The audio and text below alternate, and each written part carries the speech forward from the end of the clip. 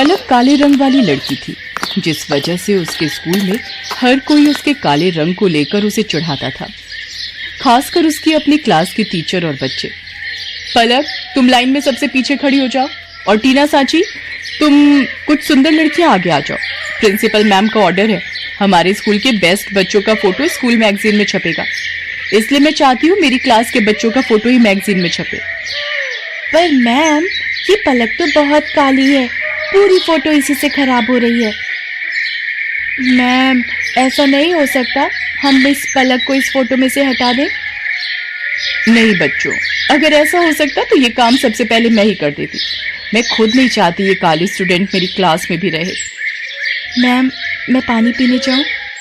हाँ जाओ, मेरे सिर पर खड़ी मत रहो, और हो सके तो थोड़ा पानी से मुंह धोकर भी आ जाना, शायद तुम्हारा काला रंग चेहरे से उतर जाए और फोटो थोड़ी अच्छी आ जाए।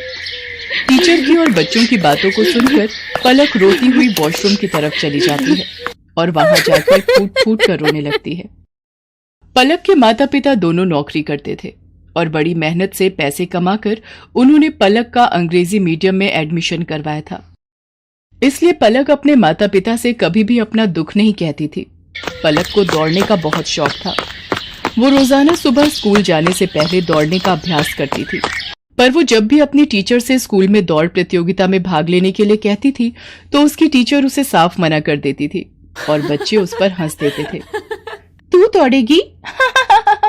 अपनी शक्ल देखी है कभी शीशे में? मैम तुझे कभी भी दौड़ प्रतियोगिता में नहीं लेंगी। आज तक हमेशा से टीना ही विनर रही है और आगे भी रहेगी। इतनी देर में क्लास टीचर भी आ जाती हैं। बच्चों, हमारे स्कूल को बहुत ही बड़े लेवल पर दौड़ प्रतियोगिता के लिए भेजा जा रहा है। टीना, मैंने तुम्हारा नाम प्रिंसिपल मैम को दे दिया है। ओके मैम, मैं आज से ही प्रैक्टिस शुरू कर देती हूँ। मैम, मैं भी दौड़ प्रतियोगिता में भाग लेना चाहती हूँ। नहीं पलक, मैं तुम्हें इस प्रतियोगिता में नहीं ले सकती। तुम देखने में बिल्कुल भी सुंदर नहीं हो, और अगर मैंने तुम्हें इस प्रतियोगिता में ले लिया और तुम हार गई तो प्रिंसिपल मैम मुझ पर गुस्सा होंगी। पलक रोती हुई घर आती है, पर जैसे ही वो अपनी माँ को सामने देखती है, अपने आंसू पोंछ लेती है और खाना खाने बैठ जाती है। पर उसका मन उदास था, इसलिए पलक अगले दिन स्कूल की छुट्टी ले लेती है। उसे पता था कि वो स्कूल जाएगी तो और बच्चों को प्रतियोगिता में जाता देख उसका मन दुखेगा। अरे पलक बिटिया, आज तू स्कूल नहीं जा रही? नहीं माँ, आज बस थोड़ा सिर में दर्द है, इसलिए घर पर आराम करूंगी। कोई बात नहीं पलक बिटिया, तू तो रोजाना ही स्कूल जाती है, आज छुट्टी कर ले और आराम करना। एक काम करो, आज तुम चले जाओ, मैं पलक के पास ही रुक जाती हूँ। उसे किसी चीज की जरूरत होगी तो बना दूंगी। ठीक है, फिर मैं अकेला ही काम पर चला जाता हूँ। पलक की माँ उसके पास ही घर पर रुक जाती है। पलक सो रही थी और उसकी माँ काम कर रही थी। इतनी देर में दरवाजे पर कोई आता है। जी, मेरा नाम रामलाल है, मैं पलक बिटिया के स्कूल का चपरासी हूँ। मुझे वहाँ की प्रिंसिपल मैम ने भेजा है। उन्होंने तुरंत ही पलक को स्कूल बुलाया है। वो किसी दौड़ प्रतियोगिता में जाना है, शायद यही बात हो रही थी। पलक को, पर उसकी तो अभी तबीयत। रामलाल भैया, आप मैम को बोल दो मैं अभी तैयार होकर स्कूल पहुंचती हूँ। दौड़ प्रतियोगिता का नाम सुनकर मानो पलक के दिमाग में कौन सी फुर्ती आ गई कि वो जल्दी से तैयार होकर स्कूल पहुंच गई। अच्छा, तो तुम पलक हो बेटा, हमें तुम्हारी बहुत जरूरत है और इस स्कूल को भी। टीना जो तुम्हारी क्लास की है वो इस प्रतियोगिता में भाग नहीं ले सकती। उसके पैर में चोट आ गई है, इसलिए डॉक्टर ने उसे दौड़ने के लिए मना किया है। हम चाहते हैं कि तुम अपने स्कूल के लिए इस प्रतियोगिता में हिस्सा लो और जीत कर ही लौटो। मैम, मैं आपसे वादा करती हूँ, मैं इस प्रतियोगिता में जीत कर ही लौटूंगी। पलक, मुझे माफ कर दो बेटा, मैंने एक टीचर होकर भी तुम्हारे साथ कितना गलत व्यवहार किया। पर आज जब हमारी क्लास की और स्कूल की इज्जत का सवाल है तो हमें तुमसे बेहतर दौड़ प्रतियोगिता के लिए कोई बच्चा नजर ही नहीं आया। मैं जानती थी कि तुम रोजाना सुबह दौड़ने का अभ्यास करती हो, इसीलिए मुझे तुम्हारा नाम सबसे पहले याद आया। मेरी शुभकामनाएं तुम्हारे साथ हैं। पलक, देखना तुम इस प्रतियोगिता में जीत कर ही लौटोगी।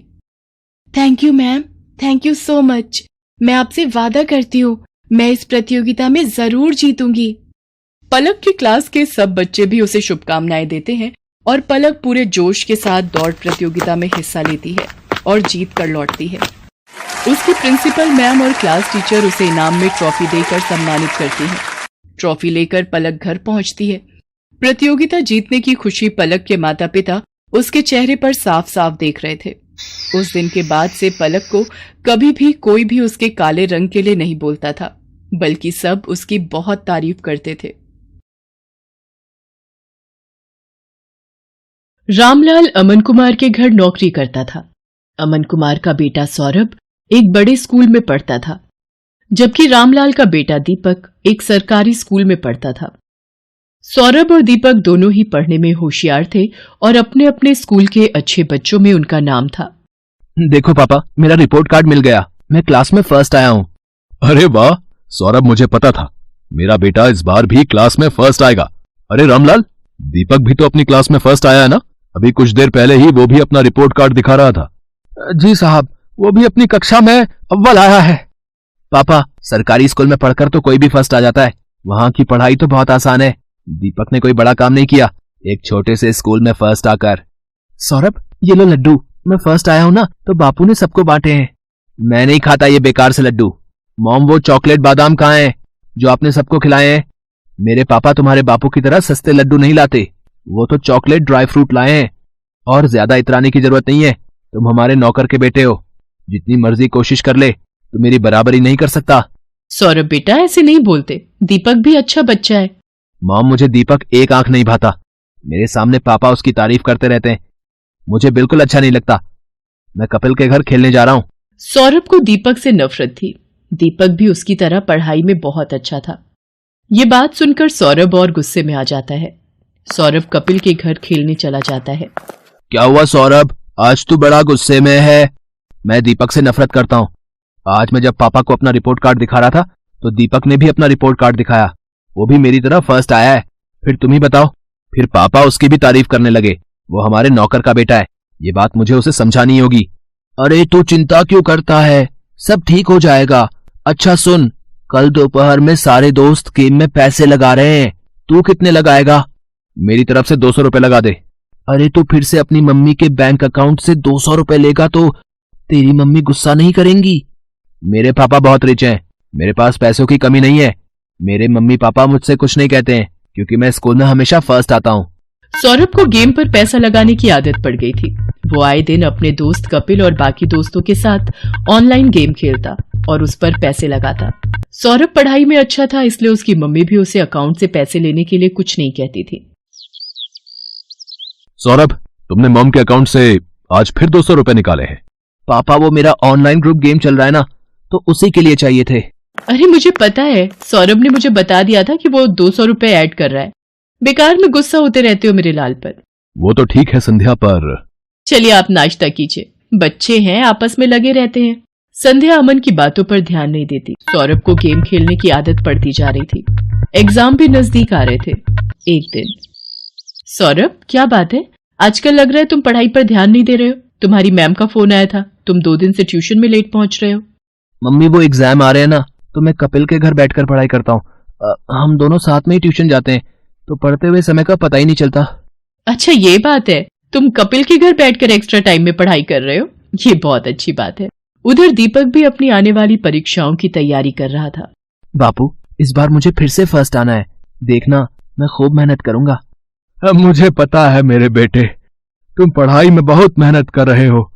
देखना, तुम्हारा ये जोड़ा हुआ विद्याधन एक दिन तुम्हारे बहुत काम आएगा और तुम एक दिन हम सबका नाम रोशन जरूर करोगे। चलो दीपक बेटा, अब आकर ये दूध चावल खा लो, मैंने तुम्हारी पसंद के बनाए हैं। और तुम वो कहाँ जा रहे हो अपनी कक्षा के बच्चों के साथ? माँ, मैं साइंस म्यूजियम देखने जा रहा हूँ, वहां पर विज्ञान संबंधित बहुत से उपकरण हैं। टीचर बता रही थी हमें वहां जाने से बहुत कुछ सीखने को मिलेगा। अच्छा, ये तो बहुत अच्छी बात है। दीपक स्कूल के बच्चों के साथ साइंस म्यूजियम देखने जाता है। वहां उसे प्राइवेट स्कूल के बच्चे भी दिखाई देते हैं, जिनमें सौरभ भी होता है। सौरभ, ये तो वही लड़का है जो कई बार तेरे घर पर भी देखा है। अरे ये हमारे नौकर रामलाल का ही तो लड़का है, गरीब नौकर का बेटा है ये। हाँ, ये नौकर का बेटा है, फिर तो ये भी नौकर हुआ। सब बच्चे दीपक पर हंसने लगते हैं। दीपक घर आकर सुस्त और उदास हो जाता है। बापू, सब बच्चे मुझे नौकर का बेटा कहकर चिढ़ा रहे थे, सब बच्चे मेरे ऊपर हंस रहे थे। अरे मेरे बच्चे, तू इतनी सी बात पर बुरा मान गया? मैं तुझे तभी तो पढ़ा लिखा कर बढ़ा रहा हूँ ताकि तू पढ़ लिख कर बड़ा आदमी बन सके और पैसे कमा सके। रामलाल की बातों को सुनकर दीपक में हिम्मत आ जाती है और वो खुश हो जाता है और खूब मन लगाकर पढ़ाई करने लगता है। अगले दिन दीपक स्कूल जाता है तो उसकी टीचर उसे कक्षा में पूरे साल अच्छा करने के लिए पुरस्कार देती है। दीपक ने पूरे साल बहुत मेहनत करके अव्वल स्थान पाया है, इसलिए दीपक को स्कूल की तरफ से कक्षा में best student of the year का अवार्ड दिया जा रहा है। और मैं जानती हूँ कि फाइनल एग्जाम जो आने वाले हैं, दीपक उसमें भी फर्स्ट क्लास पास होने की पूरी कोशिश में लगा होगा। Thank you ma'am. सब बच्चे तालियां बजाकर दीपक की प्रशंसा करते हैं। घर आकर दीपक अपने बापू और माँ को सारी बात बताता है। अरे वाह, ये तो बहुत सुंदर पुरस्कार है। जीते रहो मेरे बच्चे। बापू, मैं ये पुरस्कार अमन अंकल को दिखाकर उनका आशीर्वाद लेना चाहता हूँ। ठीक है बेटा, चल तू उनका भी आशीर्वाद ले ले। संध्या, तुम्हारे बैंक अकाउंट से 1 लाख रुपए निकल गए और तुम्हें पता तक नहीं। मैं भला इतने पैसे एक साथ कहाँ खर्च करूंगी? मुझे भी कुछ समझ नहीं आ रहा, ये सब कैसे हो गया? रुको, मैंने बैंक से सारी डिटेल निकलवाई है। बैंक की तरफ से ही फोन है। अमन बैंक वालों से फोन पर बात करने लगता है। रामलाल और दीपक भी वहीं खड़े थे। हो गया सत्यानाश। और दो लाडले को मोबाइल फोन। तुम्हारे बेटे ने बेवकूफी में 1 लाख रुपए न जाने किसी ऑनलाइन गेम में लगा दिए। अब भुगतो। और है कहां ये सौरभ? वो तो अपने दोस्त कपिल के साथ ट्यूशन गया है। मेरे फोन पर सौरभ के ट्यूशन से फोन। जी, मैं सौरभ की मम्मी बोल रही हूँ। क्या सौरभ ट्यूशन नहीं आ रहा? पर जी ठीक है, सौरभ पिछले 1 हफ्ते से ट्यूशन नहीं जा रहा। तभी सौरभ आ जाता है। क्यों सौरभ, ट्यूशन से आ गए? जी पापा। अब तुम झूठ भी बोलने लगे हो। तुमने 1 लाख रुपए किसी ऑनलाइन गेम में लगा दिए और 1 हफ्ते से ट्यूशन भी नहीं जा रहे हो। 2 दिन बाद तुम्हारे फाइनल पेपर हैं। Papa mummy, I am sorry. मैं कपिल के बहकावे में आ गया था और उसी की वजह से आज मैं स्कूल टेस्ट पेपर में भी पहली बार फेल हो गया। अरे रामलाल, तुम कब आए? और दीपक बेटा, ये तुम्हारे हाथ में क्या है? जी ये वो, आज मुझे स्कूल में बेस्ट स्टूडेंट का अवार्ड मिला तो आपका आशीर्वाद लेने आ गया। जीते रहो बेटा, खूब तरक्की करो। अमन दीपक को आशीर्वाद देकर चुपचाप अपने कमरे में चला जाता है। पापा, क्या मैं अंदर आ सकता हूँ? मुझे अभी तुमसे कोई बात नहीं करनी सौरभ, अपने रूम में जाओ। मम्मी पापा मेरे से नाराज है, वो मेरे से बात नहीं कर रहे।